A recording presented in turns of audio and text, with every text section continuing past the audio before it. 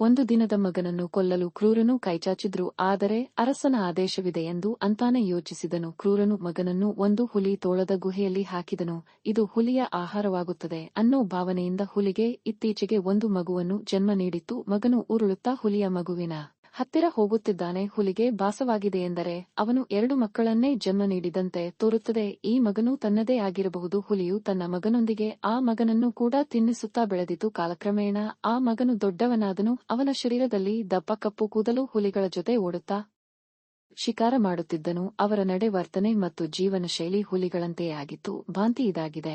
ರಾಜಸ್ಥಾನದ ಪಾಲಿವಾಲ್ ಬ್ರಾಹ್ಮಣರ ಕುರಿತಾದ ಪಾಲಿ ಜಿಲ್ಲೆಯ ಕೆಲವು ಬ್ರಾಹ್ಮಣರು ವ್ಯಾಪಾರದ ಉದ್ದೇಶದಿಂದ ಆ ಕಾಡಿನಿಂದ ಹೋಗುತ್ತಿದ್ದರು. ಅವರು ನೋಡಿದ್ರು 5 ಸಿಂಹಗಳು ಪರಸ್ಪರ ಹೋರಾಡುತ್ತಿವೆ. ಆದರೆ ಅವುಗಳಲ್ಲಿ 5ನೇ ವ್ಯಕ್ತಿಯೊಬ್ಬನು ಇದ್ದನು ಮತ್ತು ಹಾಸ್ಯವಾಗಿರುವುದು ಏನೆಂದರೆ ಆ ವ್ಯಕ್ತಿ ಏಕಕಾಲದಲ್ಲಿ 4 ಸಿಂಹಗಳಿಗೆ ಒಬ್ಬರಂತೆ ಎದುರಿಸುತ್ತಿದ್ದನು. ಮುಂದಿನ ವಿಡಿಯೋ ನೋಡಲು ಈ ಬಟನ್ ಒತ್ತಿ.